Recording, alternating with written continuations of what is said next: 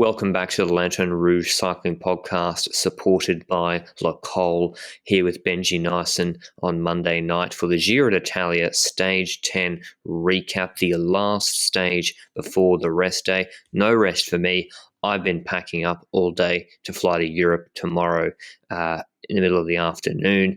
I've just been fighting with this bike bag, Benji. I swear to God, this Skycon bike bag. And I mean, mate, I wish I just got a cardboard box and took my chances. I spent the whole Giro stage trying to get this thing. 5 minutes, pack up. Bullshit. Anyway, stage 10, gripes aside. 140 kilometres long, L'Aquila to Foligno. Quite a bit of climbing in the middle of this stage, actually. There's a climb at the start for a break to form, and then there's three climbs. 3.4k is 4%. 6k is 4%, 7k is 5%, the last climb, and then from the crest of that, it's 39k to the finish in Foligno. So each on their own of those climbs, not really scary to any sprinters apart from maybe you and Groenewegen. So the question was, would Bora be able to pace for the entirety of those climbs? And we'll see that in a second. But a break did form early on, Benji, with some familiar names. Yes, certainly. Taco van der Hoorn once again already won a stage before together with his, companion that was also in the breakaway back then, Simon Pelot. He's been in the break a lot this Giro so far. Marengo as well, also a name we've seen quite a few times in the Rivi as well. So seems like we've got the same people in the breaks every single few days. And then Cor Vos ended up chasing that group and also catching that breakaway, which made for a 5-man breakaway for the stage. Was a bit of talk before the stage about potential echelons, but I didn't see too much of that, to be honest. It wasn't really that. In the end, it was clear that Bora wanted to try and get something out of the stage, but we had some other sprint teams as well at the start already setting up a tiny tempo. Like we saw Jumbo at the front of the peloton with Groenewegen in 6th position before one of the climbs. So I think his strategy was getting to the front of the peloton and then dropping through the peloton on the climb. And I can already assure you that didn't really work out for him. When we came to the hills that you were describing yesterday as the ones where Bora would be pacing on, we indeed saw that happen. We saw that Bora came to the front and set up a pretty crazy tempo, mostly on the last one as well, pretty crazy tempo, and it included the likes of Buchmann also pacing, which is clear that they are throwing everything what they have on the table to try and make sure that Bora gets the best situation out of this. And this caused for people at the back to have trouble, and those people were including Groenewegen, including Merlier, but also Nizzolo. And to be honest, I think you probably agree with this. Nizzolo this Giro has been climbing worse than I remember in the past. I agree. Hilly sprint stages would be ones that I would be calling him out for. And I think that's also where he became European champs on a hilly sprint with the Plouay parkour, right? Yeah, I think the problem was, and we mentioned it yesterday, it's a collection of the three, and he's fine on the first one, okay on the second one, beginning to slip back on the third, and it was just Bora being able, maybe it was that Buchmann pull, and full credit to Emmanuel Buchmann.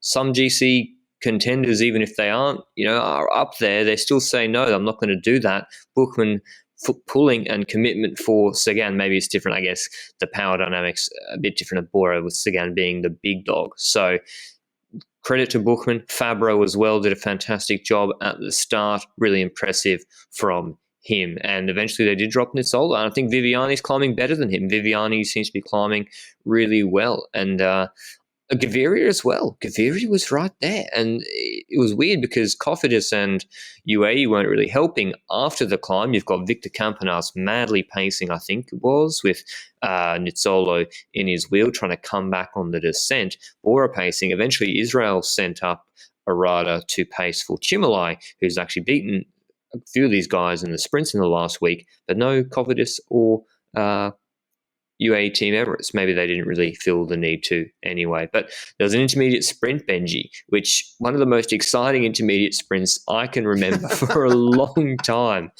We've got GC, I think Bernal's ahead of Remco by 12, 15 seconds or something. So the jersey can't change on the intermediate sprint. That being said, De Koenig went straight to the front with Cavagna, Benji, and it was kind of, they all went too early. Each of them went way too early. How did you see it? Yeah, it looked like that indeed. De Koning was taking to the front very early, which means that Ineos had the time to respond to it because Ineos was not in the wheel yet at the moment that Remco was moving to the front. We're like a few wheels back, and we saw that Bernal was moving up, and then suddenly the entire Ineos swarmed around De Koning and tried to take over. And what I found mostly interesting was that the moment that Bernal was in second wheel, I think it was Ganna that was mashing the pedals to try and fly past Remco. And the rider ahead of Remco, I don't know which Koenig rider it was, the last man ahead of him. I think Almeida it was. No. Almeida was came it Cavagna late. the last one? Almeida was kind of caught off guard, I think, and he was just trying to play catch up. I'm not sure he really contributed at all. It was Cavagna that was the last man. He was cooked.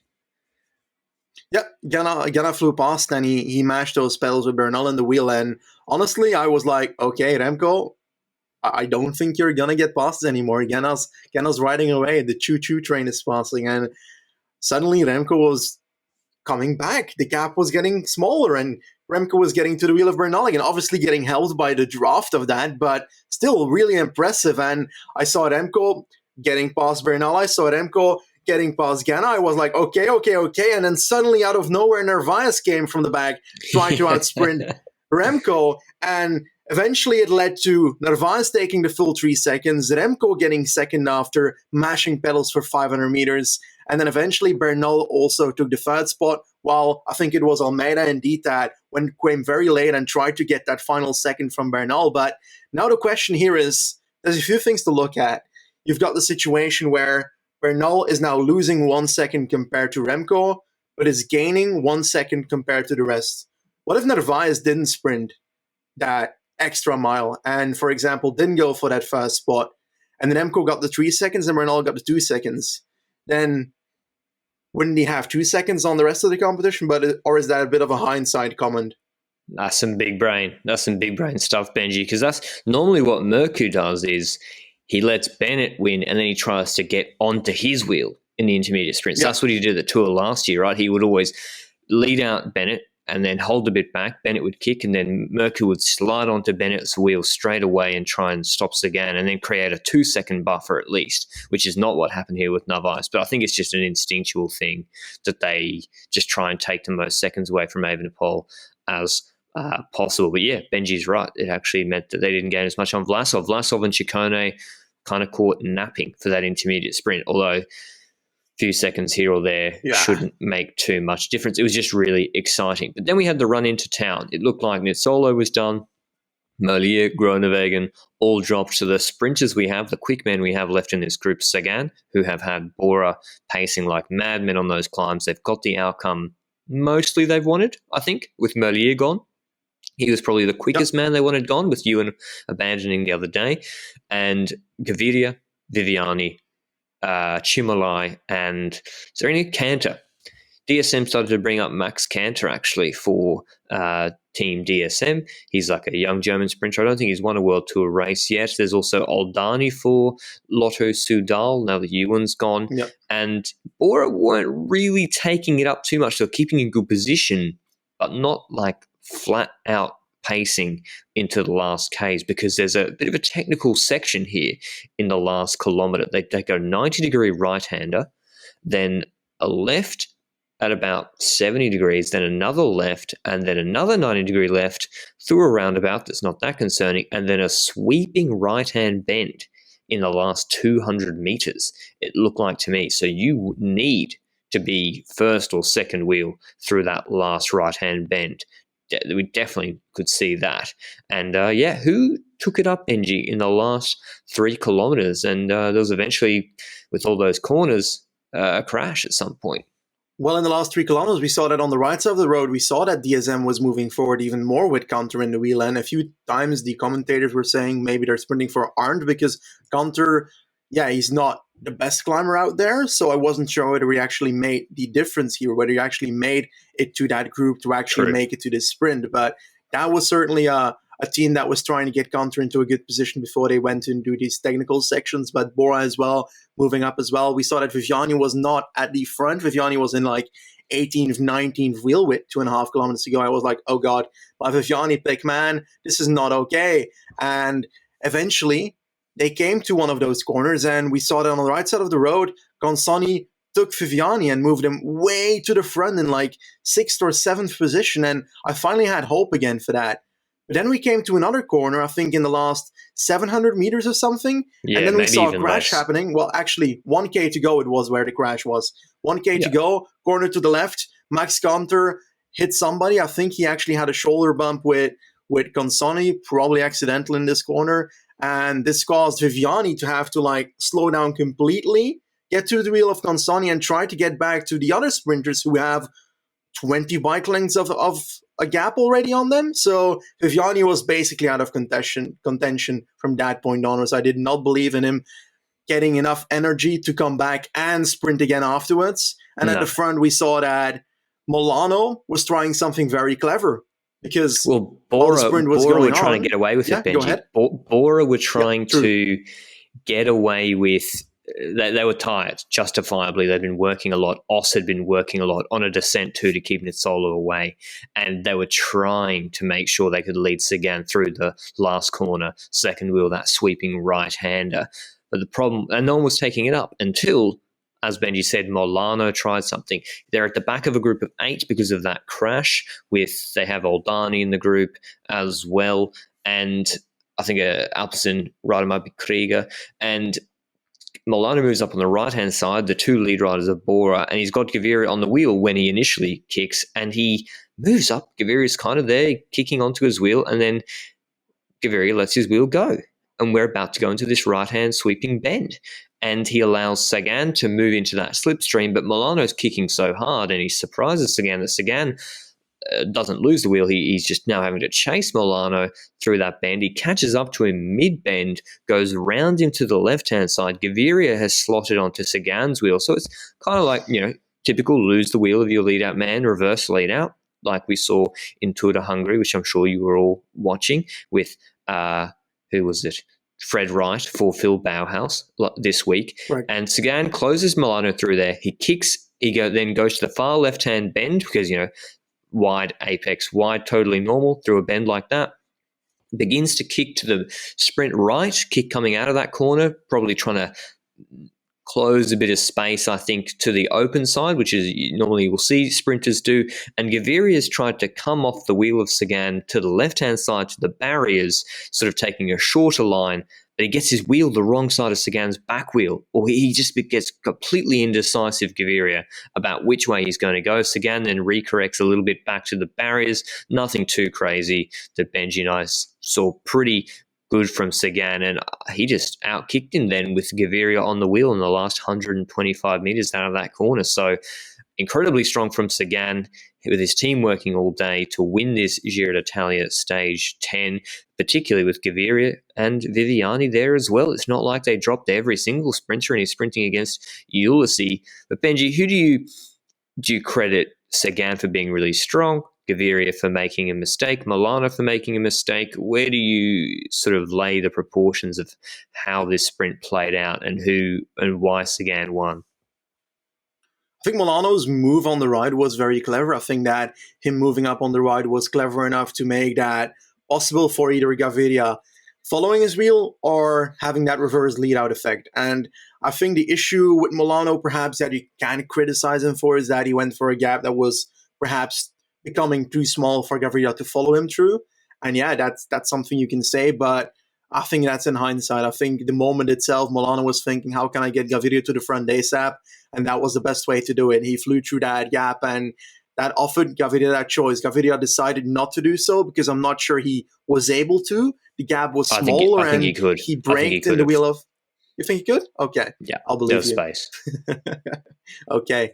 And he decided to sit up in the wheel of Sagan and follow Sagan's wheel because he was trying to indeed cause that reverse lead-out effect and let Sagan do the chasing. And I think that Sagan was clever into taking that on, but it was also risky. Let's say that he didn't recon this final, then it could have played really badly. Let's say that the corner into the finish line is 100 meters earlier, then it offers Gaviria a chance after that corner to pass again. But right now, those corners really helped him. The technicality of the last 300 meters was what, in my opinion, caused a lot of the trouble for Gaviria to find a way to pass him. And going through that final corner, Sagan indeed went a bit left and right, but it's completely allowed if you don't endanger anyone. A few people were commenting on Twitter and on other places that it was perhaps a deviation, and no, I disagree. It's not. Sagan went through that very fairly, and Gaviria was following, and as a consequence, he was straight up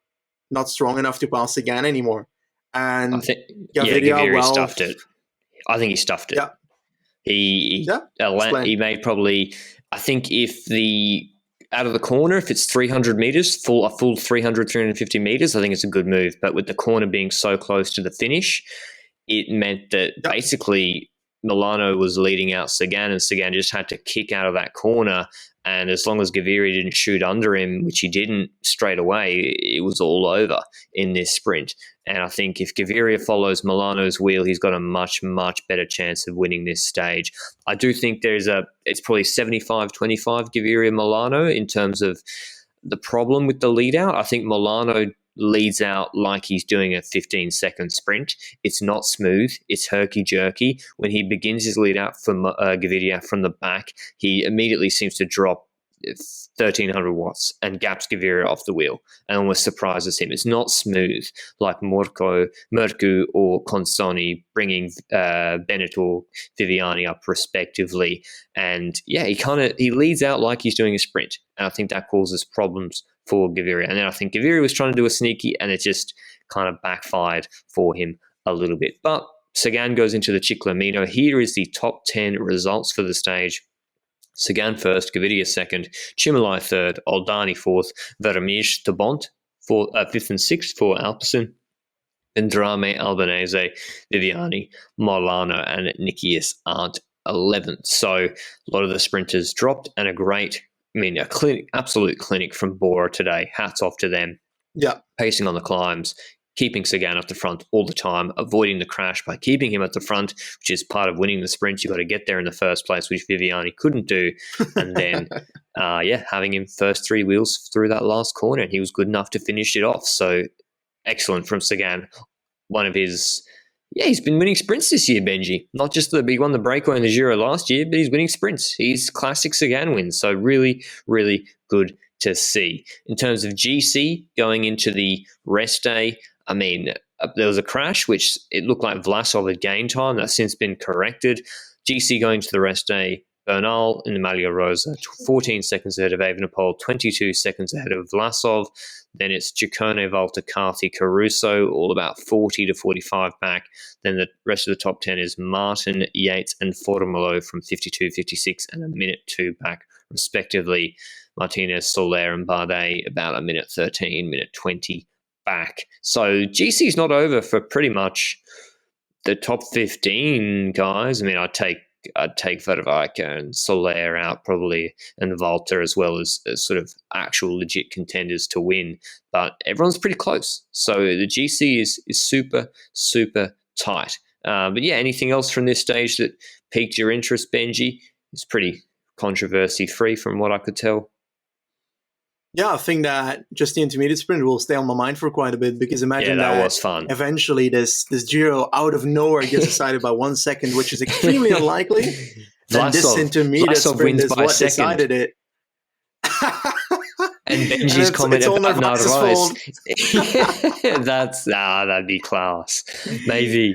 I doubt it. Imagine though. We'd love to see it. Okay. Exactly. We'd just like to give a big shout out right now to our show partner, L'Ecole. They're sponsoring our Velo Games League for the Giro d'Italia.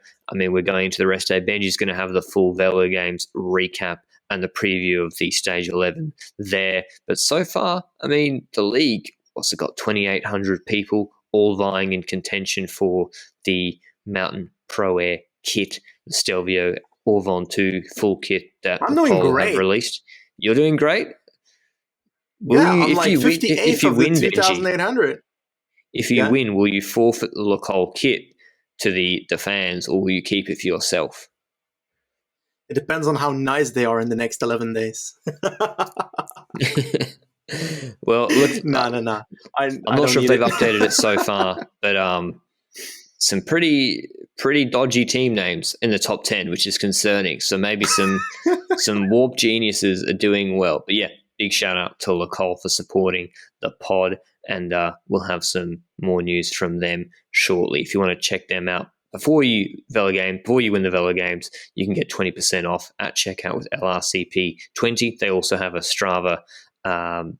They're an entity on Strava. We've got the link down below if you want to join any of their challenges. They're always running challenges with discounts as well. But how are you feeling, Benji? I'm not on the pod tomorrow. I've got to fly out, so Benji's taking over rest day duties.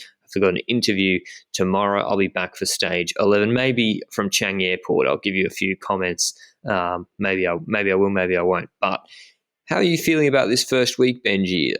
Excited? Has it lived up to your expectations before you do your monologue tomorrow? I think I really enjoyed it. I enjoy every Giro, and I think that is just the circus around the Giro that does it for me as well. But racing-wise, we haven't seen too many changes GC-wise, but not necessarily a bad thing as well, because it keeps the next 2 weeks interesting. Everybody's still kind of in play. I think it's really sad to put that Landa's out, because I think that really took a bit out of the race. But we have to do we have to survive with what's left. That's what I mean to say. And there's still so much action that will happen in the next 2 weeks. And the anticipation of stages is just as entertaining as enjoying the stages themselves. Does that make any sense? Yeah, exactly. That sometimes happens with the Tour, but with the Tour, you're like, nah, it'll be controlled. I think we've had more control in GC than perhaps I expected. The gaps really are not big. I mean, great stage yesterday, but at the end of the day, 10-second gap between the the big contenders for this Giro d'Italia. So it's not really exploded GC-wise. I'm not sure the parkour supported that happening either. Short prologue, not too... Benji, we'd always look at the stage and be like, there's not much here to really entice the GC, man. That's why I think we've seen a lot of breakaways winning. A lot of breaks winning in this first week. Lafay, Taco van der Hoorn, some great wins. Good to see that. But I think next week should be a little bit tougher, and I think Montalcino will open it up and teams will have to try things in the second week because of that. But otherwise, we really appreciate your support. We're like 30 ratings off, 1,000 reviews on podcast players. Really? If you want to, awesome. If people want to get us over the line, we much appreciate it. It's been a big goal of ours for a long time. Like the video on YouTube and let us know what's been your favorite moment of the first week of this Giro d'Italia so far, and perhaps send a few questions to Benji. I don't know if he's taking questions or not, but maybe let him know some questions on YouTube or Twitter. Yeah, go on, Benji. Sure thing. I'll try and respond to as many as possible, but I want to do a bit of a shout out to Mauritius. Every single listener or viewer from Mauritius. Well, it's the second country that our podcast is on the number one of sports podcasts on, and Really? or was on, not anymore today, but we'll forget about today. But crazy stuff. Like it's insane to think how international this story has become, and it's great to experience that with everybody. And the community feeling around it is so fun. So thanks for everybody's support and so forth. Definitely want to highlight that as well. Thank you very much. Yeah, and if I didn't enjoy it, I couldn't do it. I mean, I don't want to complain too much, but I haven't gone to bed before 5 a.m. for a year, just about, and I'm so cooked. I'm so tired. I feel like I've been hit by a truck every day. I'm making mistakes in my daily life. It's crazy. So that's why I can't wait to get to Europe, and then maybe I might talk a little bit less dribble, maybe some more hot takes. Who knows? Maybe I'll be completely crazier, because at the moment you're getting the toned down, relaxed, tired version of me. So Benji can look forward to me being an absolute lunatic in about a week's time. But that's all from us, and we'll see you with the rest day recap tomorrow. Ciao.